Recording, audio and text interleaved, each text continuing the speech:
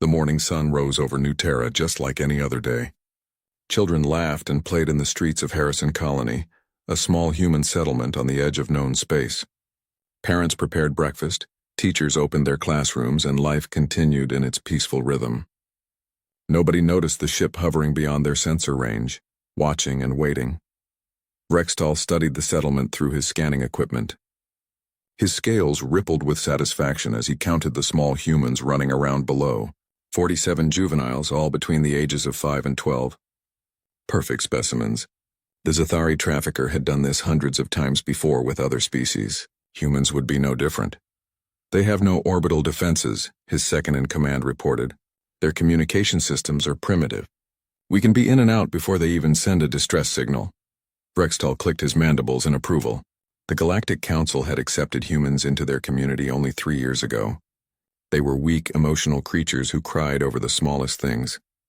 Their technology was laughable compared to most civilized species. The Zithari had been trafficking juveniles from minor species for decades, and nobody ever did anything about it. The galaxy was a harsh place, and weak species learned to accept their losses. "Begin the operation," Rextal ordered. The Zithari ship descended rapidly, using jamming technology to block all communications from the colony. Specially designed capture drones flew through the streets, stunning the small humans before they could scream.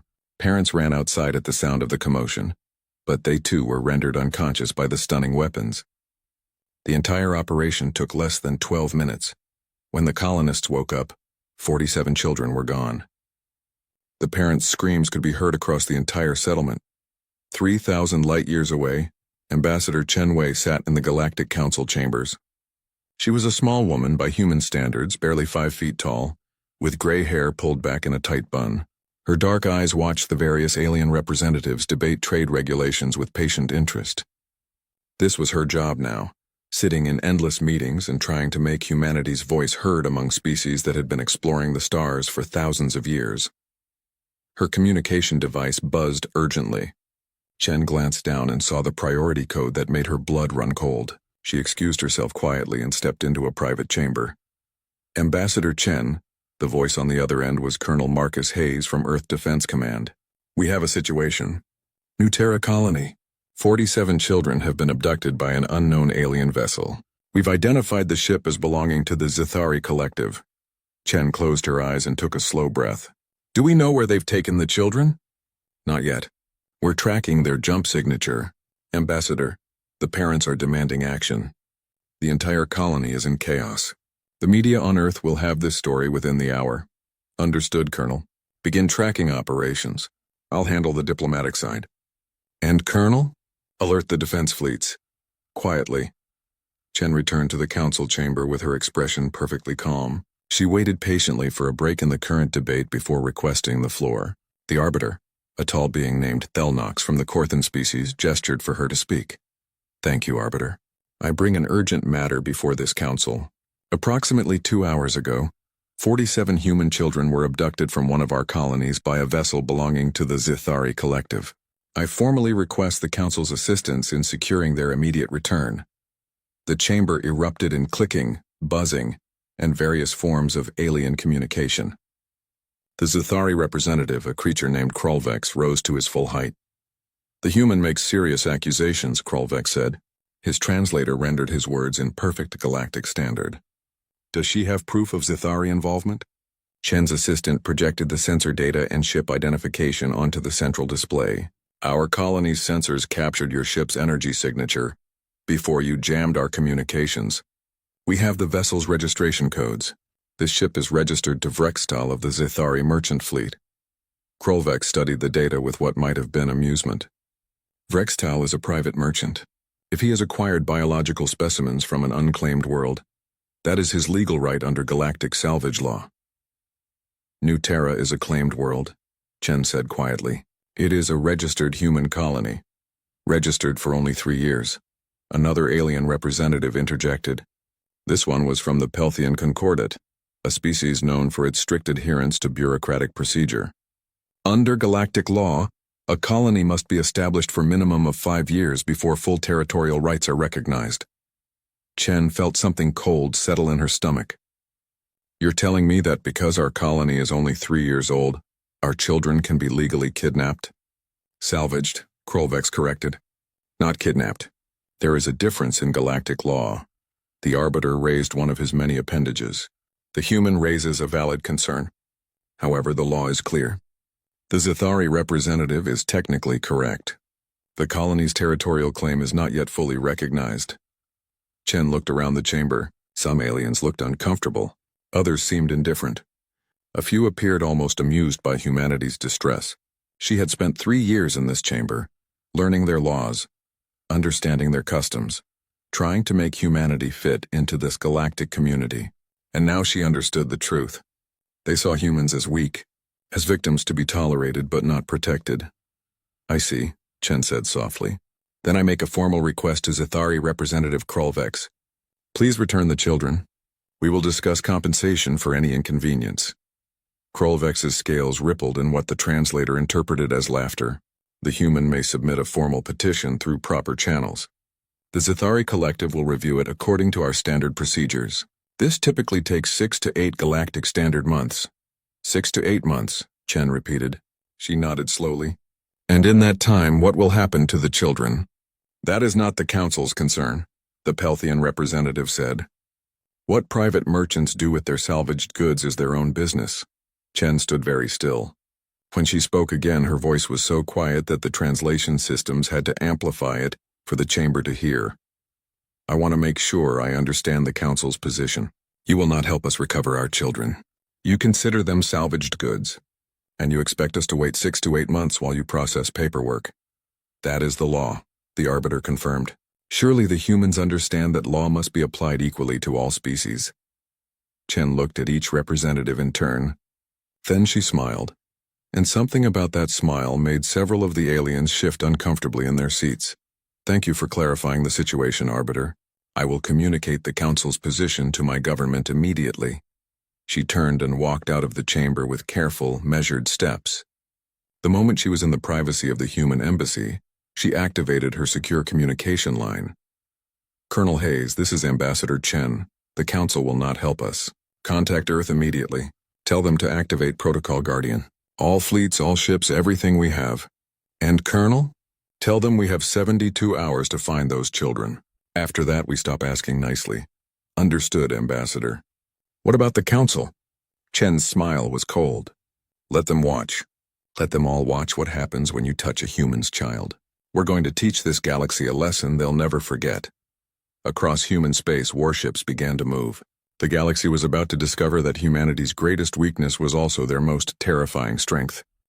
24 hours had passed since the abduction. In the Zithari holding facility on their colony world of Zith Prime, Frextal examined his new acquisitions with professional interest. The human juveniles were kept in clean but bare containment cells grouped by size. They cried constantly, calling for their parents in their primitive language. They're more emotional than the Pelthian young we took last year, his assistant observed. Should we sedate them? Frextal waved a claw dismissively. Let them cry. It doesn't matter. By the time their species files the proper paperwork, these specimens will be sold and distributed across 3 different sectors. Humans are too scattered, too new to galactic politics. They'll accept this loss like every other minor species does. What Vrextal didn't know was that humanity had no intention of filing paperwork.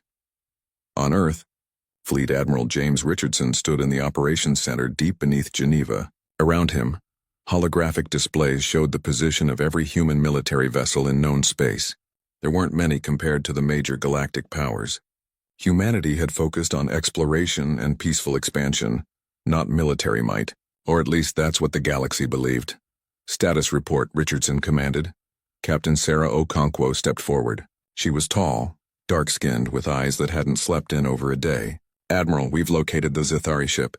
It docked at Zith Prime 17 hours ago. Intelligence confirms the children are being held in a trafficking facility on the planet's surface.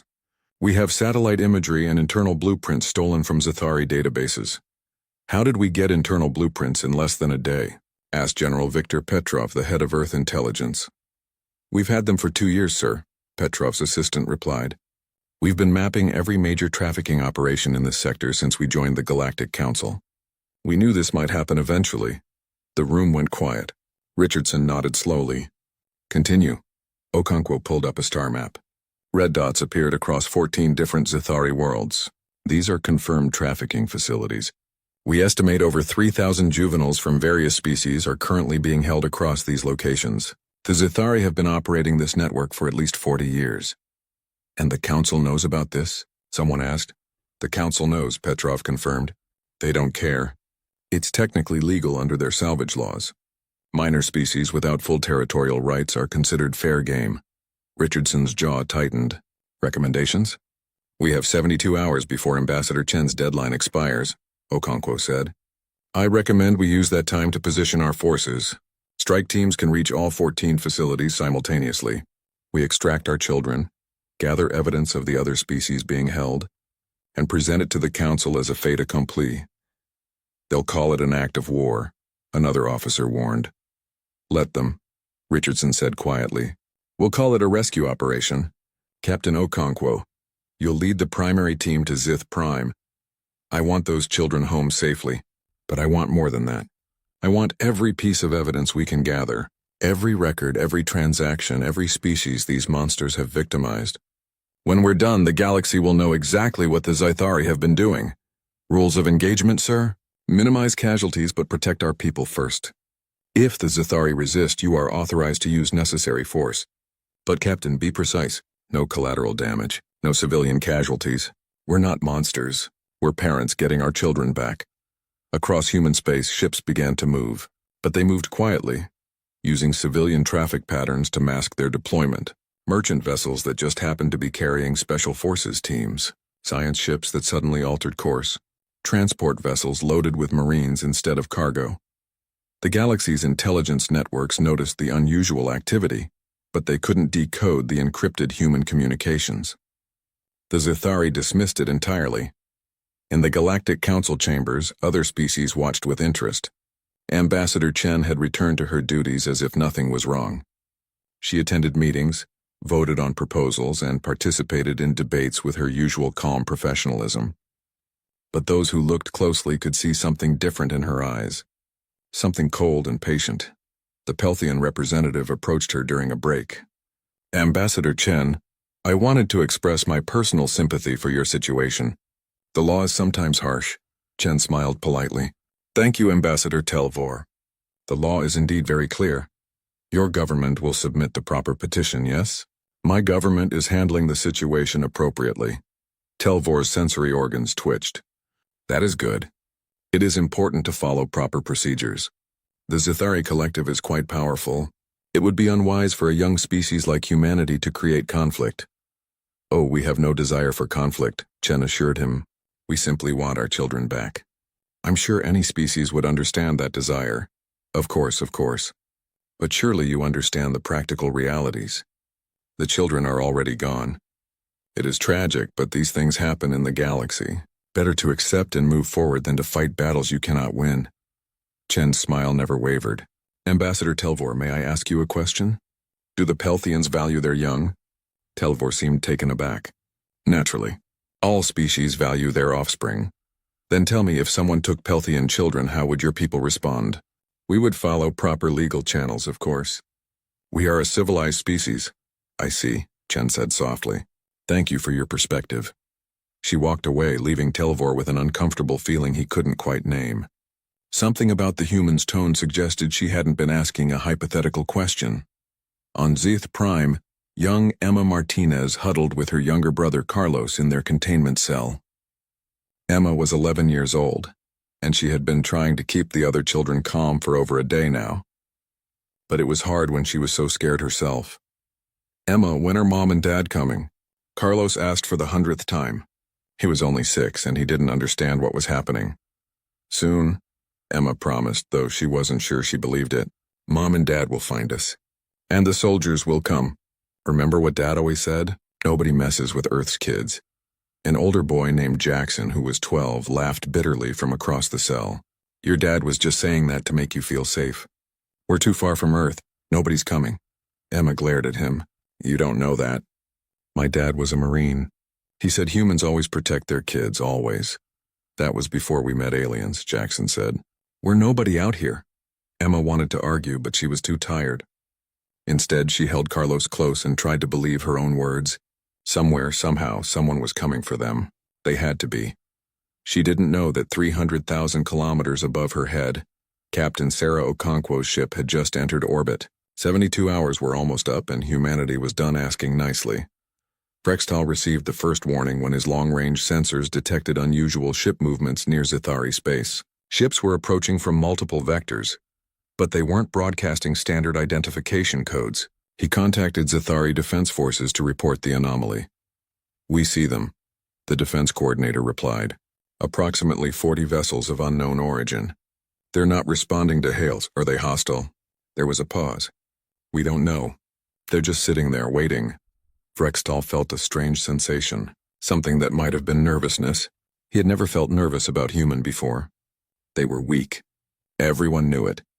But as he watched his sensors, more ships appeared. And more, all sitting silently at the edge of Scifi space. Like predators surrounding their prey. For the first time, Vrextal wondered if he had made a mistake. The 72 hours expired at exactly midnight, Galactic Standard Time. Ambassador Chen sent a simple message to the Scifi collective. "Last chance. Return the children now."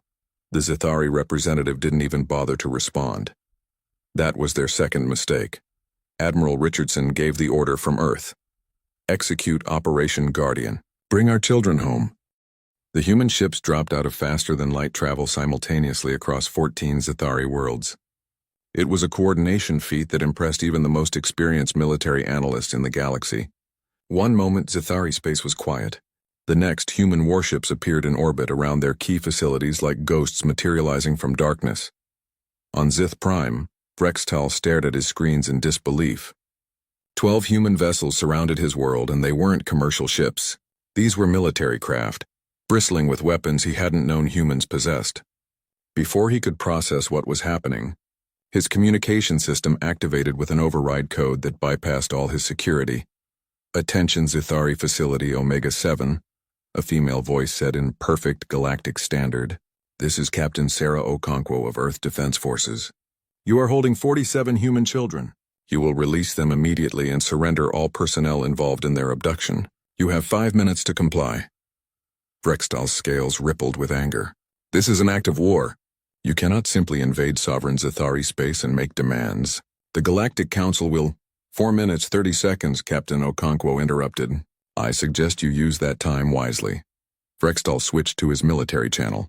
"This is Facility Omega-7 requesting immediate Defense Fleet support. We are under attack by human forces." The response came quickly. "Facility Omega-7, be advised. Defense Fleet is engaging multiple human vessels across the system. We cannot provide support at this time." "What? How many humans are there?" "More than we estimated. Much more." Vrextal looked at his countdown timer. 3 minutes remaining. He knew the facility's defenses could hold against a direct assault. The humans would have to fight their way in, which would take hours. By then reinforcements would arrive. He was wrong. At exactly 2 minutes the human ships fired. But they weren't firing at the facility. Instead, precise energy beams struck every communication relay, every sensor array, and every defensive weapon emplacement with surgical accuracy. In 30 seconds, the facility was completely isolated and defenseless. "They knew," Vrextal whispered in horror. "They knew exactly where everything was." His assistant was checking their security. "Sir, someone has been accessing our systems. The intrusions date back months. The humans have complete blueprints of our facility." Drop pods began falling from the sky. Not random drops, but precisely targeted insertions at every entrance and vulnerable point. Vrextal watched helplessly as human soldiers breached his facility with overwhelming efficiency. Inside the facility, Emma Martinez heard the explosions and pulled Carlos closer. The other children screamed as the building shook. Then suddenly, the door to their cell exploded inward in a shower of sparks. A figure in black armor stood in the doorway, weapon raised. Emma couldn't see their face behind the helmet, but she could hear the voice through the speaker. "Kids, I'm Lieutenant Chen from Earth Defense Forces. We're here to take you home." Emma burst into tears. I told you they'd come." More soldiers poured into the cell block, moving with purpose but also gentleness. They had brought blankets, water, and emergency rations. One soldier knelt beside Carlos and offered him a chocolate bar. Hey buddy, you like chocolate? Let's get you wrapped up and safe, okay? Within minutes, all 47 children were accounted for and being evacuated to the human ships. But the soldiers didn't stop there. They moved deeper into the facility, following pre-planned routes to the data centers. Rextal tried to flee, but found human soldiers waiting at every exit. They didn't shoot him. They simply pointed their weapons and gestured for him to kneel. Within 20 minutes of the first ship's arrival, the entire facility was under human control. Captain Okonkwo walked through the facility with her command team. What they found made her jaw tighten with rage. The children's cells were bad enough, but deeper in the complex they discovered records. Thousands of records, species after species, young beings taken and sold like property. "Captain, you need to see this," one of her intelligence officers called. He had accessed the facility's main database. They've been operating for 47 years. Over 15,000 juveniles trafficked. Species from all over this sector. "Download everything," Okonkwo ordered. "Every file, every transaction, every name of every buyer and seller. I want a complete record. Ma'am, that's going to take at least an hour to copy. Then we take an hour. Let the Zithari try to stop us."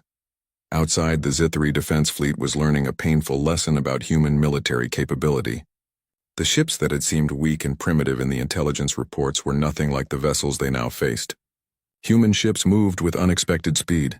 Their weapons fired with terrifying accuracy, and their tactics were ruthlessly effective. Commander Zeknal of the Zithari Third Fleet tried to organize a counterattack, but the humans seemed to predict every move.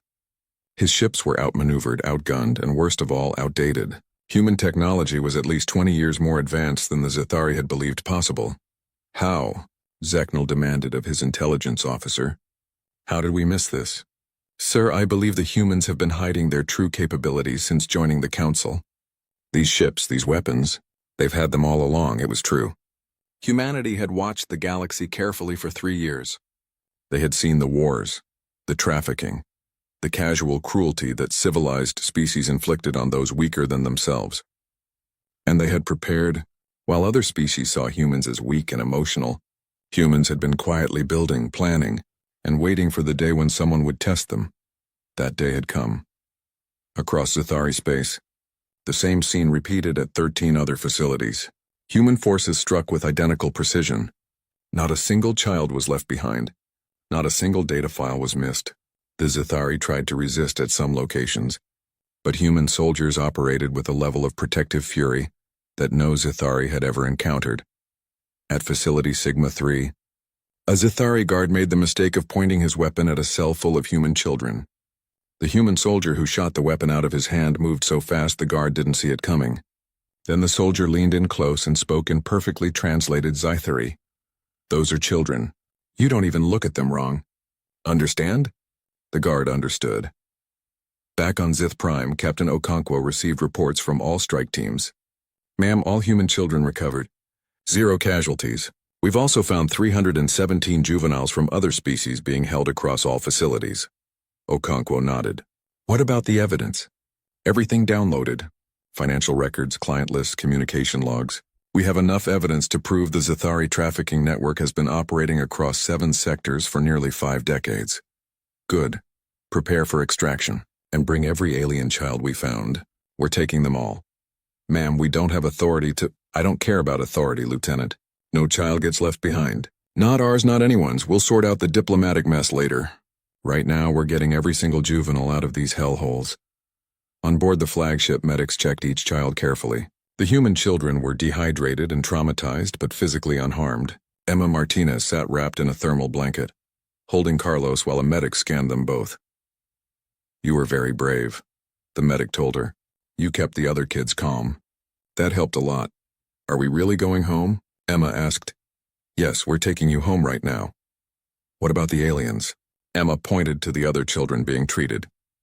Small beings with fur, scales, and features she'd never seen before, all of them looking just as scared as she had felt. "We're taking them home too," the medic promised. "Every one of them." As the human ships prepared to leave Zithari space, Captain Okonkwo sent a message to Admiral Richardson on Earth. "Mission accomplished, Admiral. All human children recovered. 0 casualties among our people. We're bringing some guests." "Guests?" Richardson asked. 317 children from other species. We found them in the facilities. I made an executive decision to extract them as well. There was a pause. Then Richardson's voice came back with what might have been a smile in it. Good work, Captain. Bring them all home. We'll figure out the rest. The human fleet jumped to faster than light speed, leaving the Zithari system behind. But they left something else too. On every world they had struck, they left data packets broadcasting on all frequencies. Evidence of 47 years of trafficking. Names, dates, species affected, and proof that the Galactic Council had known and done nothing. The galaxy was about to have a very uncomfortable conversation. The Galactic Council chamber erupted in chaos. Representatives from 36 species shouted, clicked, buzzed, and roared in their various forms of communication. At the center of it all, Ambassador Chen Wei stood at the human podium, her expression calm while the storm raged around her. Arbiter Thelnox struggled to restore order. Silence. The Council will have order. The Zithari representative Krolvex pointed an accusatory claw at Chen. The humans have committed an act of war. They invaded our territory, destroyed our property, and kidnapped our personnel. We demand immediate sanctions and the return of our facilities. Chen waited for the translation to finish before responding. When she spoke, her voice was quiet, but it carried across the entire chamber. Kidnapped? That's an interesting choice of words, Representative Krolvex. She gestured, and holographic displays activated throughout the chamber. Data began streaming across every screen. Financial records, transaction logs, identification files. The evidence that human intelligence had gathered from 14 different facilities. These are the records from your trafficking network, Chen continued. 47 years of operations. 15,632 juveniles taken from their families. 17 different species affected. And you want to talk about kidnapping? A representative from the Pelthian Concordat rose. Ambassador Chen, while the evidence is disturbing, you must understand that the humans acted outside proper legal channels. You cannot simply invade a sovereign world because they took our children? Chen interrupted. Please, Ambassador Telvor, help me understand. What is the proper legal channel when someone steals your young? Should we have filed the paperwork you suggested? Waited 6 to 8 months while our children were sold to the highest bidder? Telvor's sensory organs twitched uncomfortably. The law must be followed. Your law said our children could be legally salvaged. Your law said we had no recourse. Your law protected traffickers and punished victims. Chen's voice remained steady, but her eyes were cold. So we followed a different law. Human law. And human law is very simple when it comes to children. Nobody touches them. Nobody takes them. Nobody sells them. And if you do, we come for you. Another display activated, showing footage from the rescue operations.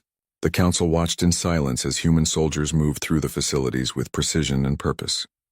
They saw the cells, the children, the cold efficiency of the trafficking operation.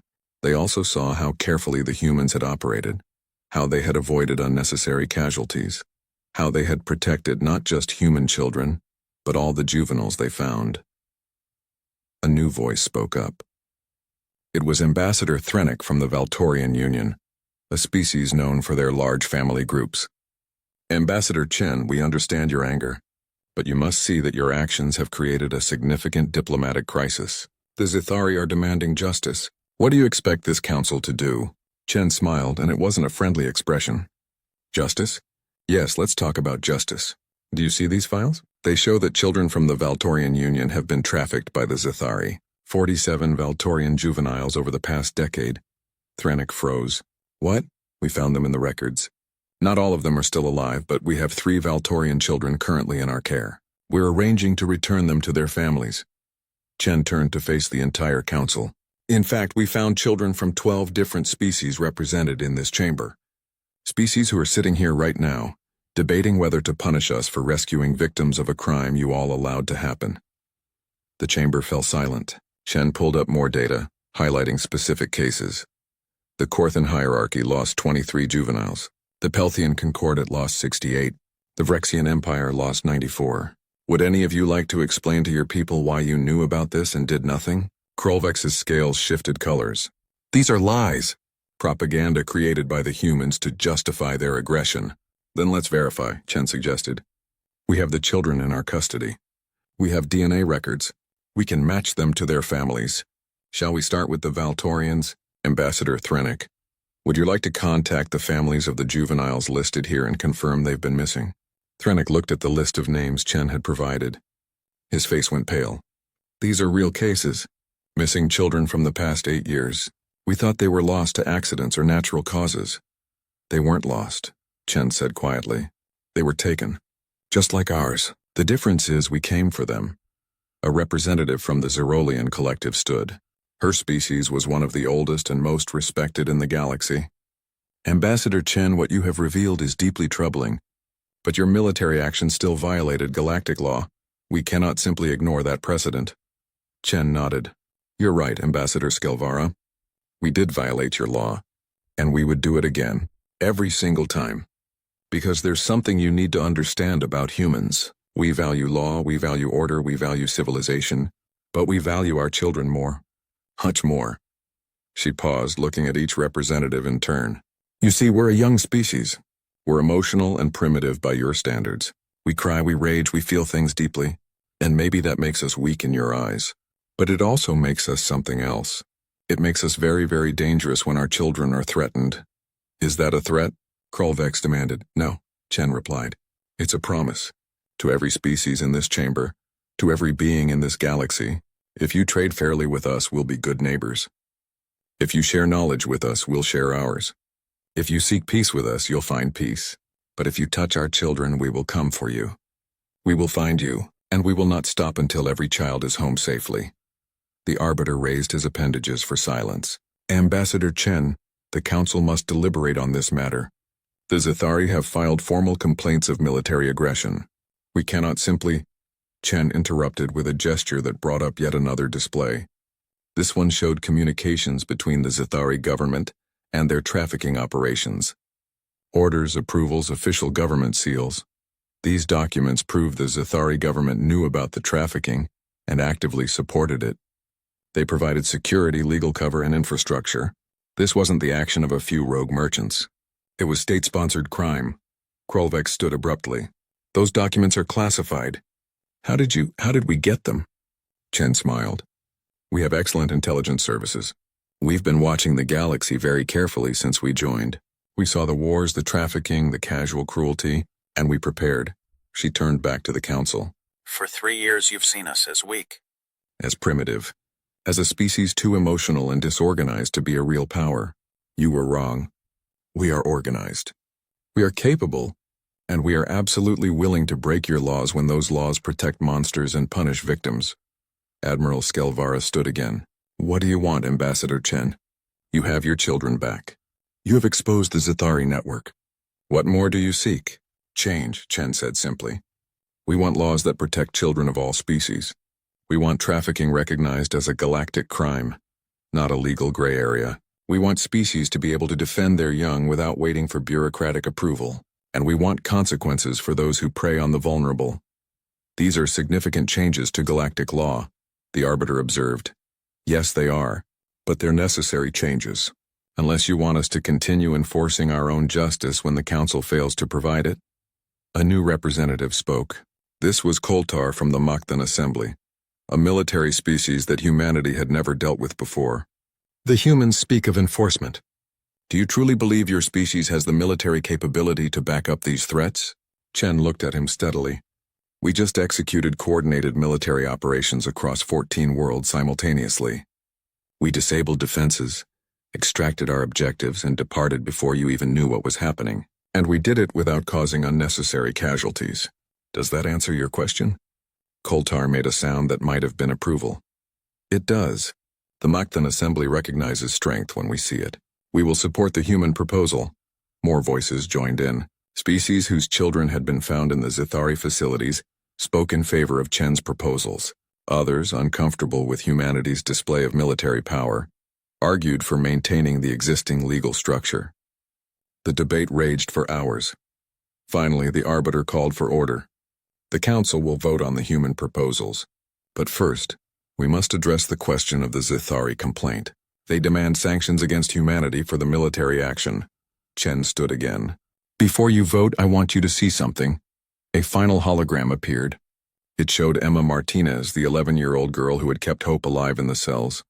She was speaking to a human reporter, I knew they'd come, Emma said in the recording. My dad told me humans always protect their kids, always, and he was right. Chen let the words hang in the air. That child believed in us. All those children believed someone would come. And we did. Not 6 months from now. Not after the proper paperwork. We came immediately and we brought them all home. That's what being human means. The vote began. When it was finished, the Zithari trafficking network was declared a criminal organization. New laws were drafted to protect juveniles of all species, and the human military action. 6 months had passed since the rescue operation that shook the galaxy. On Earth, in a small park near Harrison Colony where it all began, a memorial stood under the afternoon sun. 47 names were carved into dark stone, each one representing a child who had been taken and brought home. Fresh flowers appeared at the memorial every day, placed there by grateful parents who would never forget how close they had come to losing everything. Emma Martinez sat on a bench near the memorial with her mother. Carlos was running around with other children, laughing and playing like the nightmare had never happened. But it had happened, and Emma knew she would never forget it. She had nightmares sometimes. So did the other children. But they were home, and that made all the difference. How are you feeling today? Her mother asked, putting an arm around Emma's shoulders. Better, Emma said honestly. The counselor says I'm making progress.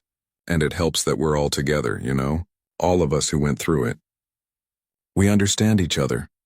A man in military uniform approached the memorial. It was Captain Okonkwo, though she'd been promoted to major now.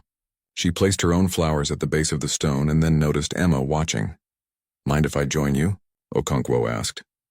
Emma's mother nodded, and Okonkwo sat down beside them. She'd visited the children many times over the past months, checking on their recovery.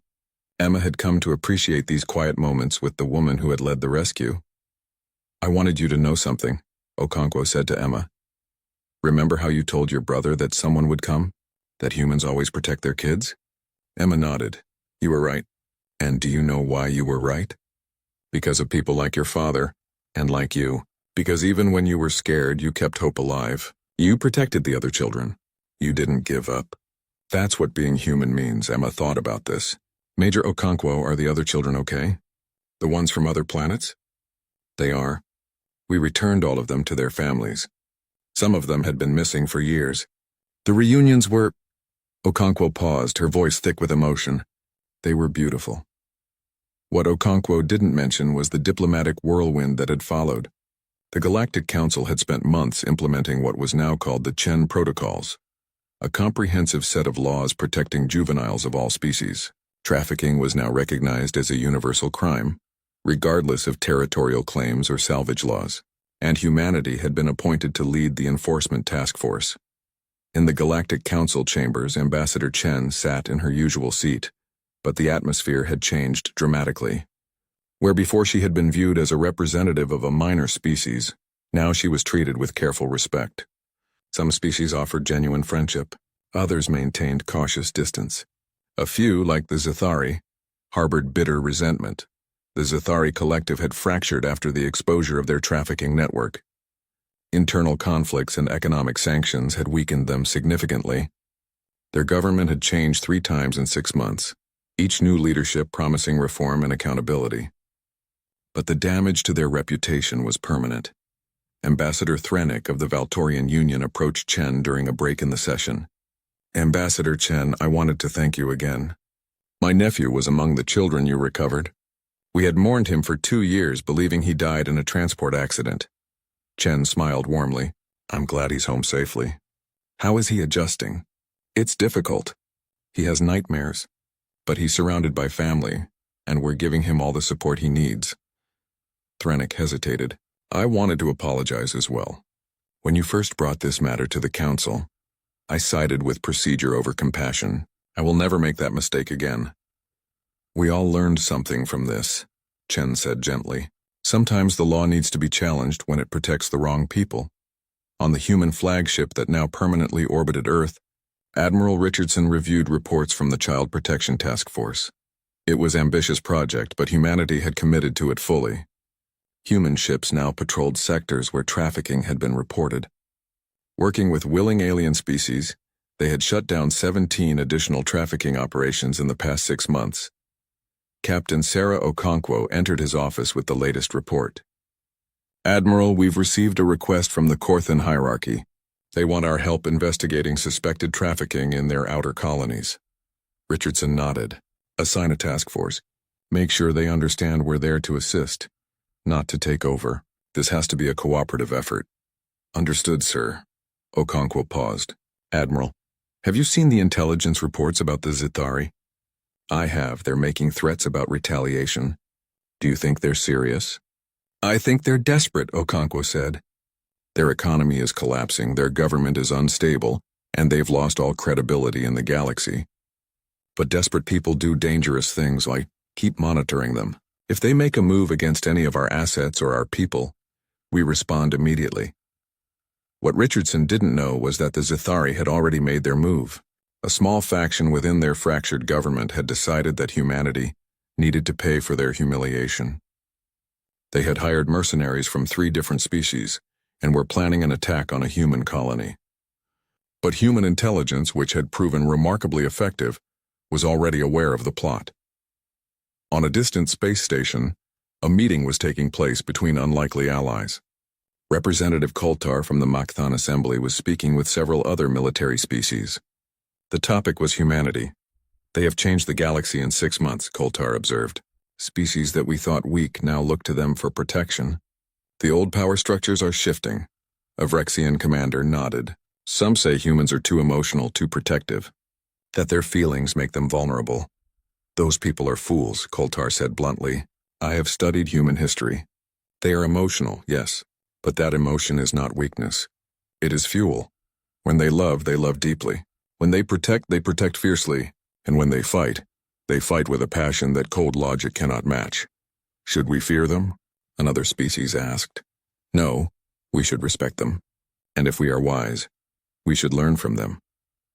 Koltar pulled up a display showing human rescue operations. "Look at how they fight. Not for territory, not for resources, but for their young. There is no hesitation, no cost too high. That kind of commitment is rare in the galaxy." Back on Earth, Emma Martinez was writing in her journal. Her counselor had suggested it as a way to process her feelings.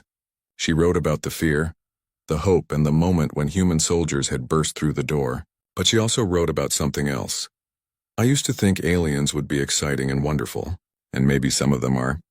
But I learned that the galaxy can be scary too. There are people out there who hurt others, who take children, who do terrible things. But I also learned that we don't have to accept it. We can fight back. We can protect each other. And no matter how far away we are, no matter how lost we feel, someone will come for us, because that's what humans do." She closed the journal and looked out her window at the stars. Somewhere up there, other children were sleeping safely because humans had refused to accept the galaxy's cruelty. The thought made her feel better. In the Galactic Council chambers, a new proposal was being debated. Several species wanted to form a joint protection force, modeled on humanity's task force but expanded to include all willing species. Ambassador Chen supported the idea enthusiastically. "This is exactly what we hoped for," she told the council. "Not humanity acting alone, but all species working together to protect the vulnerable. That's how civilization should work." The proposal passed with overwhelming support. Only the Zithari and a few of their traditional allies voted against it. The galaxy was changing, and even those who resented the change had to acknowledge it. Admiral Skelvara, who had become an unexpected ally of humanity, approached Chen after the vote. "You have achieved something remarkable, Ambassador. In 6 months, you have transformed galactic law and created a new model for cooperation. How does it feel?" Chen considered the question. "Bittersweet. We only did this because we were forced to, because someone took our children and we had to fight to get them back. I would have preferred a galaxy where this wasn't necessary. But it was necessary," Skelvara said. "And you did what needed to be done. My species has been in the galaxy for thousands of years. We thought we understood civilization.